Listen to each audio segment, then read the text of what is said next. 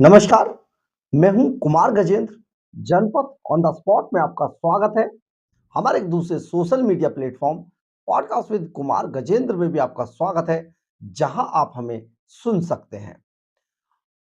Arvind Kejriwal and company की आम आदमी पार्टी, आखिर आम आदमी पार्टी देखते देखते 10 साल के भीतर ताश के पत्तों की तरह क्यों ढहती जा रही है? बड़ा सवाल है, पार्टी के अंदर आखिर चल क्या रहा है। एक तो सबसे बड़ी बात यह है कि अरविंद केजरीवाल झूठों के सरदार हैं, यानी कि हर बात पे हर सेकंड में एक नया झूठ गढ़ लेते हैं और बोलते हैं। दूसरा, अब पूरी की पूरी आम आदमी पार्टी मैनेजरों से घिरी हुई पार्टी बन गई है, यानी कि अरविंद केजरीवाल के आसपास उनके सिर्फ और सिर्फ चंपू हैं, और ये चंपू सबसे ज्यादा परेशान उन लोगों को करते हैं जो पार्टी के फाउंडर मेंबर रहे। दरअसल अरविंद केजरीवाल की इन्हीं चोरियों पर, इन्हीं जातियों पर और इन्हीं चकारियों पर एक सबसे बड़ा खुलासा आम आदमी पार्टी के पूर्व एमएलए, लक्ष्मी नगर से पूर्व एमएलए, युवा डायनामिक पर्सनैलिटी के मालिक नितिन त्यागी ने किया है। नितिन त्यागी ने परत दर परत अरविंद केजरीवाल की धज्जियां उड़ाकर रख दी है। एक बार सुनिए हमारे पॉलिटिकल एडिटर संजय गौतम साहब ने किस तरीके से नितिन त्यागी से बात की और उन्होंने अरविंद केजरीवाल के बारे में एक के बाद एक कई खुलासे किए। देखिए, आज हमारे बीच में भारतीय जनता पार्टी के कर्मठ कार्यकर्ता श्री नितिन त्यागी जी हमारे बीच में हैं, जो लक्ष्मीनगर विधानसभा को रिप्रेजेंट कर चुके हैं 2015 से बीच में। उस समय पर ये आम आदमी पार्टी के विधायक होते थे और 2015-20 के बाद से लेकर 2024 तक ये लगातार आम आदमी पार्टी के लिए कार्यकर्ता रहे। फिर अचानक न जाने ऐसा क्या वाकया हुआ कि आम आदमी पार्टी ने इन्हें आम आदमी पार्टी की विरोधी गतिविधियों के कारण इन्हें पार्टी से निकाल दिया। तो आज हम ये पूछना चाहेंगे कि वो क्या वाकया था, कि ऐसा क्या हुआ कि ऐसा स्मार्ट अच्छा आदमी जो कर्मठ था, पढ़ा लिखा आदमी है, मैनेजमेंट बैकग्राउंड है जिनकी, और उनको आम आदमी पार्टी ने क्यों निकाला, और निकालने के बाद वो भारतीय जनता पार्टी में क्यों आए, ये मेरा दूसरा प्रश्न है। आम आदमी पार्टी में आपने देखा होगा कुछ टाइम से बड़ा अजीब सा माहौल चल रहा है। कभी शीश महल, कभी शराब घोटाला, कभी कभी कुछ इस तरीके का। और ये सब करने हम आए नहीं थे। हम लोग तो एक विकल्प, राजनीतिक विकल्प बन के आए थे। ईमानदारी की राजनीति करने के लिए आए थे। हम लोग लोगों की सेवा करने के लिए आए थे, आम आदमी की सेवा करने के लिए आए थे। अब ऐसा लगने लगा कि आम आदमी पार्टी पूरी की पूरी एक खास आदमी की सेवा में लग गई है। कई सारी चीजें हैं जो खुद सवाल उठते हैं। हम लोग के अपने सबके कुछ अपने आदर्श होते हैं, कुछ अपने सिद्धांत होते हैं। पार्टी के सिद्धांत उसके साथ मेल खाते थे। पहले कभी किसी पॉलिटिकल पार्टी में नहीं थे, कभी ऐसा नहीं हुआ कि भारतीय जनता पार्टी का विरोध किया हो। कांग्रेस से जरूर हम लोग बहुत परेशान रहे, पर भारतीय जनता पार्टी का कभी विरोध नहीं था। लेकिन आम आदमी पार्टी एक विकल्प की तरह से आई और हम लोग जुड़े, अन्ना आंदोलन से जुड़े, फिर पार्टी से नेचुरल प्रोग्रेशन था, आम आदमी पार्टी में आ गए। हुआ ये कि धीरे धीरे वो जो सिद्धांत हमारे और पार्टी के मैच करते थे, हमारे वहीं रह गए, पार्टी के बदलते चले गए। पार्टी में करप्ट लोग आने लगे, जिन लोग के खिलाफ हम लोग आवाज उठाते थे, जिन लोग के विरोध में हम लोग चुनाव लड़े, जिन लोग के विरोध में हम सड़कों पे घसीटे गए, जिन लोग के विरोध में हम लोगों को पुलिस थाने में बिठाया गया, जेल में डाला गया, वो लोग पार्टी में आने लगे, पार्टी का हिस्सा बनने लगे। यहीं पर एक प्रश्न है, पर ये सारे जो दुख दर्द, ये जो तकलीफ आपको हुई, ये सब जब क्यों हुई, जब आपको 2024 में आम आदमी पार्टी ने आम आदमी पार्टी से निकाल दिया? उससे पहले आपको ये विरोध क्यों नहीं लगा? ये विरोध 2020 में जब आप लक्ष्मीनगर विधानसभा का चुनाव हार गए, तो ये क्या था, ये समस्याएं, ये जो सब बात बता रहे हैं, ये आम जन के दिमाग में भी ये सब विषय चल रहे हैं। लेकिन मेरे को सिर्फ ये बात यही तो बता रहा हूँ मैं आपको। सुनिए, तो ऐसा हुआ, आम आदमी ने निकाला, उसके बाद नहीं हुआ ऐसा जी। जब मैंने इसका विरोध दर्ज करना चालू किया, कब और कैसे, उदाहरण के लिए, सबसे पहले मैंने विरोध दर्ज किया इंटरनली पार्टी में। तो बहुत टाइम से विरोध दर्ज हो रहा था, कई सारी चीजों को लेके विरोध दर्ज हो रहा था, कई सारे ऐसे प्रोमिसेस को लेके जो आम आदमी पार्टी बार बार प्रॉमिस कर देती थी और डिलीवर नहीं कर पाती थी। लास्ट ईयर 1 अगस्त से वन टाइम सेटलमेंट प्लान आना था पानी का, हम लोगों ने घरों से जाके बिल लिए, कहा कि अरविंद केजरीवाल माफ करा देंगे, आप बिल मत दीजिएगा, पानी का बिल फाड़ के फेंके, बिलों में आग लगाई। उसके बाद हमने लोगों को जाके ये भी कहा कि एलजी नहीं पास होने दे रहा, हमने बड़ा उसका आंदोलन किया। फिर पता चला अरविंद केजरीवाल जी ने उसका कैबिनेट नोट तक नहीं बनवाया था। आप समझ रहे हो, कैबिनेट नोट नहीं बना तो एलजी डिक्लाइन कैसे करेगा? एग्जैक्टली। ठीक है, वो अब पता चलता है। इसी तरीके की एक स्कीम उस समय पे आई, लोकसभा चुनाव हो रहे थे और घर घर जाके 1000 रुपए का फॉर्म भरवाया जा रहा था कि जो है महिलाओं को देंगे पैसे। पर ये उन्हीं 4 सीटों पे हो रहा था जहां पे आम आदमी पार्टी चुनाव लड़ रही थी, उन 3 सीट पे नहीं हो रहा था जहां पे कांग्रेस चुनाव लड़ रही थी। अच्छा, फिर पता चलता है कि पंजाब में भी ये फॉर्म भरवाया गया था, लेकिन 2.5 साल हुआ सरकार बने हुए, वहां पे एलजी भी कोई नहीं है। अब वहां एलजी नहीं है, वहां पे आज तक स्कीम नहीं लागू की गई। कह रहे ये हम चुनाव से पहले लाने की कोशिश करेंगे। तुम तो ला ही नहीं पाओगे चुनाव से पहले। इसमें क्वेश्चन अभी एक मिनट पूरा होने दीजिएगा। मेरा क्वेश्चन ये था कि आप अनाउंस कर रहे हो आज नहीं तो कल, चलो आप ले आओगे, आप कार्यकर्ताओं से फॉर्म भरवाओगे, तो जिन महिलाओं का फॉर्म भरवाओगे हमारे कार्यकर्ताओं के घर पर तीसरे चौथे दिन महीने पहुंच जाएंगे कि भैया पैसे कम आएंगे। पैसे का कोई अभी सीन ही नहीं है, अभी तो कैबिनेट नोट भी नहीं बना, कुछ नहीं बना, अभी तक नहीं बना है, अब चुनाव आ गए सर पे। इस चीज का होते होते होते ये हालत हो गई कि मुझसे ये बताया गया कि भाई साहब पहले आप चुनाव जीत लो, कार्यकर्ता और आ जाएंगे, नए आ जाएंगे। अब मैंने कहा मैं भी तो कार्यकर्ता हूं, हमारे जैसे कार्यकर्ता कैसे आएगा? मुझे रुपए में 10 के बाद कार्यकर्ता मिलेगा। ये शब्द है नेताओं के, और नेता क्या, नेता तो जेल में थे। नेताओं के जो मैनेजर थे वो लोग नेता बने हुए थे, ना उन्हें बात करना आता, ना कुछ करना आता। ये आपका संवाद किससे हुआ, पार्टी में किस लेवल पे हुआ?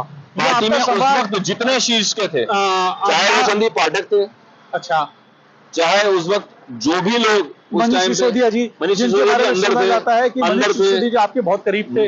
मनीष सिसोदिया जी अंदर थे, अरविंद केजरीवाल जी अंदर थे, संजय सिंह जी अंदर थे। संजय सिंह जी को तो चलिए कोई पूछता ही नहीं दिल्ली के अंदर, दिल्ली में उनके इंटरफेरेंस भी नहीं करने देते, सिर्फ खैर छोड़िए। मेरा एक कहना था, सबसे मेरी बात हुई, उसके बाद मैंने एक वीडियो बना के डाला कि ये झूठ है और मैं इसका साथ नहीं दूंगा। उसके बाद मैंने कई प्रश्न इन लोगों से पूछे। हालत आप देखिए, अगर आपने आम आदमी पार्टी को फॉलो किया हो तो 2013 में, 2015 में, उसके बाद तक भी हम लोग सिर्फ और सिर्फ पर्चा छपवाते थे और लोगों में जाके बांटते थे कि इतने बजे इस तारीख को यहाँ पे अरविंद केजरीवाल जी आएंगे, उनकी सभा होगी। लोग 10,000 15,000 की भीड़ ऐसी आ जाती थी।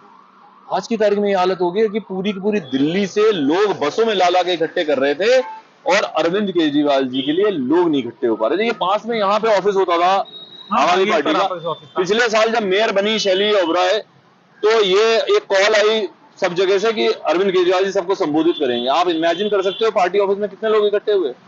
100 लोग नहीं इकट्ठे हुए। तो ये सवाल उस वक्त से चल रहा था कि क्या ऐसा हो गया कि हमारे पास लोग नहीं इकट्ठे होते। आप जैसे एक कार्यकर्ता पार्टी का जो इतना आहत है और वो इस बात को समझ रहे कि हमारे कहने से लोग नहीं आ रहे, तो ये आम आदमी पार्टी का क्या जो शीर्ष नेतृत्व है उस बात को समझता नहीं है? उनके लिए आज कार्यकर्ता मैटर नहीं करता, उनके लिए पैसा मैटर करता है। मैंने लोगों को बदलते हुए देखा है पार्टी के अंदर। जिन लोगों के पैंट के पोचे फटे होते थे, कॉलर फटे होते थे, उनके बच्चे विदेशों में पढ़ रहे हैं, ये मैंने होते हुए देखा है पार्टी के अंदर। ये आपका जो आप जिनके बारे में बात कर रहे हैं, क्या वो मनीष सिसोदिया तो नहीं? आप एक नाम मत लीजिए, इनमें बहुत सारे हैं जिनके बच्चे बाहर पढ़ रहे हैं। अच्छा, एक बात और बताइए, जब ये स्वाति मालीवाल का प्रकरण हुआ तो उसके बारे में आपको कुछ इनसाइड स्टोरी, क्योंकि आप एक बहुत इनसाइड आदमी रहे हैं पार्टी के अंदर, ऐसा सुनने में जाता है कि आप अरविंद केजरीवाल जी के भी बहुत क्लोज रहे हैं, आप मनीष सिसोदिया जी के भी बहुत क्लोज रहे हैं। स्वाति मालीवाल जो एक महिला होने के नाते DCW में उन्होंने लगभग 9 साल तक काम किया, सबसे यंगेस्ट वुमन रही थी उस समय पे। तो मेरे बारे में इस प्रकरण के अंदर आपको क्या? स्वाति मालीवाल एक इंस्पिरेशन है पूरे देश की नहीं, पूरे विश्व की महिलाओं के लिए, और ऐसे ही हम लोग उनको मानते हैं। हम शुरू से उनको देख रहे हैं, आंदोलन के समय से उनको देख रहे हैं। अरविंद जी की तो वो बहुत पुरानी साथी, सबसे पुरानी साथियों में से रही। जिस वक्त उनके साथ ऐसा हुआ, मुझे बड़े शर्म आई कि जो है, जो महिला स्वाति मालीवाल को अपना आदर्श बोलती थी, एक आवाज तक किसी ने नहीं उठाई। ये लालच है पद का या टिकट का, या किस चीज का लालच था मुझे समझ में नहीं आया। किस चीज का डर था, भय था? इकलौता एक मैं था जो उनके साथ में खड़ा था या उनके लिए बोल रहा था उस समय पे। पहली बार नहीं है कि उस महल में या सीएम हाउस में किसी की पिटाई की गई हो, ये पहले भी हो चुका है पिटाई। लेकिन पहले एक बहुत सुनने में आया, अधिकारी थे दिल्ली सरकार के, उनके स्वाति मालीवाल जी पे बात करते हैं। तो स्वाति मालीवाल जी के साथ में जो मारपीट हुई, अगले दिन संजय सिंह जी ने आके प्रेस कॉन्फ्रेंस की कि उनके साथ गलत हुआ। बिल्कुल, उन्होंने माना और सबके सामने इंस्टेंटली नहीं माना था, 24 घंटे बात करने के बाद में माना था कि हाँ हुआ है, माफी मांगी और कार्रवाई। उसके अगले दिन सुबह सुबह लखनऊ में संजय सिंह पलट नहीं गए, संजय सिंह अरविंद केजरीवाल विवेक कुमार को साथ में लेके जाते हैं, उनके साथ घूमते हैं। आज की तारीख में विवेक कुमार पंजाब में लगे हुए हैं, पंजाब संभाल रहे हैं अरविंद केजरीवाल के लिए। अच्छा, आप तो बहुत क्लोज रहे हैं, तो विवेक कुमार में ऐसा क्या था कि इसके लिए हिंदुस्तान का जो सबसे महंगा वकील था मनु सिंघवी, उन्होंने उसकी पैरवी करी सुप्रीम कोर्ट के अंदर। ऐसे कुछ विवेक कुमार के बारे में बताइए कि स्वाति मालीवाल की बलि दे दी गई, उसकी पिटाई कर दी गई और विभाग का प्रमोशन करके उसे पंजाब के अंदर इतना वीआईपी पद दे दिया गया। ऐसे विवेक कुमार में आपने क्या देखा? यार मेरे को सच में मतलब सिवाय इसके कि अरविंद केजरीवाल जी के सारे राजों में सहभागी हैं, किस तरह के राज उसके बारे में आपको थोड़ा सा? कोई भी राज हो सकते हैं। देखिए, आप आज की तारीख में जो भी घोटाले आम आदमी पार्टी के साथ जुड़ते हैं, आम आदमी पार्टी के नाम के साथ जुड़ते हैं, चाहे वो आप शराब घोटाले की बात करें या किसी और घोटाले की बात करें, मैं तो आज की तारीख में मेरे सामने दिखाई देता है कि मेडिकल में इतना घोटाला इन लोगों ने किया जिस वक्त कोविड चल रहा था। और उस कोविड के समय में एक शीश महल का रचना हुई, उस समय पर जब लोगों को सिर्फ इसकी रचना नहीं हुई, एक्चुअली लोगों ने उस समय के ऊपर अरविंद केजरीवाल जी अपना शीश महल बनाने में व्यस्त थे। एक्चुअली लोगों की, स्पेशली मैं कहूंगा जर्नलिज्म और पत्रकारों की, जो मनीष सिसोदिया जी के घर जाते थे, इन्होंने जाके देखा कि उन्होंने अपना घर कितना अपग्रेड कर लिया। कौन सा घर उनका? AB17 जो सरकारी निवास था। जी, उसको वो इतना अपग्रेड हो गया, उसके ऊपर जब आवाज नहीं उठी तो ऑब्वियसली उसके बाद में कई गुना अपग्रेड फिर अरविंद केजरीवाल जी का हुआ। अच्छा, इसमें मेरा एक प्रश्न और है कि ये जो हमारा मेन स्ट्रीम मीडिया है, वो लगातार जो आम आदमी पार्टी के जो विज्ञापन आते हैं, उसके कारण जो ज्वलन प्रश्न है और जो मेन स्ट्रीम की जो क्वेश्चन है जिससे आम जनता का सरोकार है, वो आपको ऐसा नहीं लगता कि वो लगातार मैं आपकी बात से बिल्कुल सहमत हूं कि पंजाब से आज की तारीख में इतना ऐड उनको मिल रहा होगा, और वो कई लोगों से मेरी बात भी होती है, वो लोग ये कहते हैं कि हमारे ऊपर ये दबाव है वो कि अगर उनका बस चले आम आदमी पार्टी का तो भारतीय जनता पार्टी नाम तक न्यूज़पेपर के अंदर ना छपने दे। तो इतना दबाव है। ये पार्ट ऑफ करप्शन नहीं है?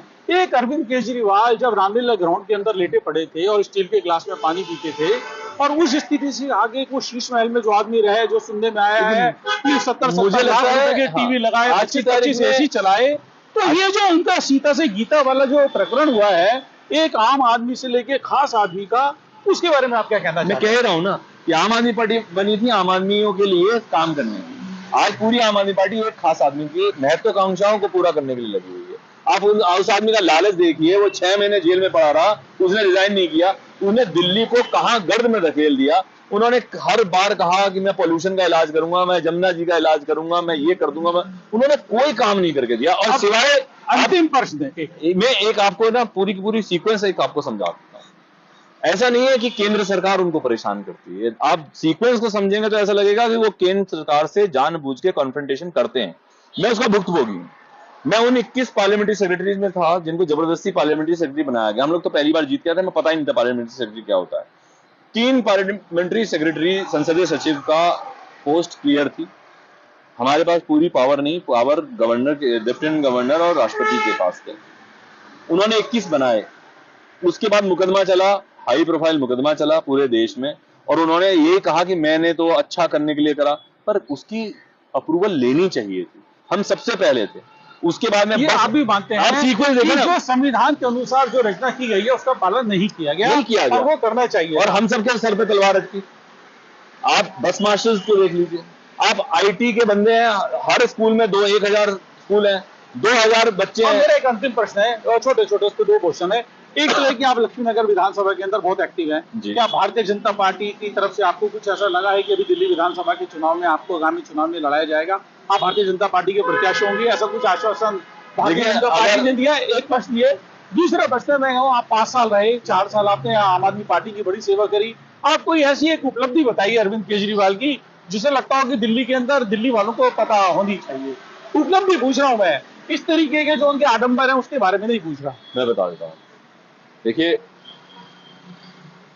पहली बात तो मैं लक्ष्मीनगर में आम आदमी पार्टी में जब MLA था तो भी एक्टिव था, MLA नहीं रहा, छोटे से मार्जिन से चुनाव हारा, तब भी मैं एक्टिव रहा, और आज भी मैं एक्टिव हूँ। वो सिर्फ और सिर्फ चुनाव की वजह से एक्टिव हूँ ये कहना थोड़ा सा गलत होगा। और मैं ये चाहता हूँ कि भारतीय जनता पार्टी इस बार पूर्ण बहुमत से सरकार बनाए दिल्ली के अंदर, वो ज्यादा जरूरी है।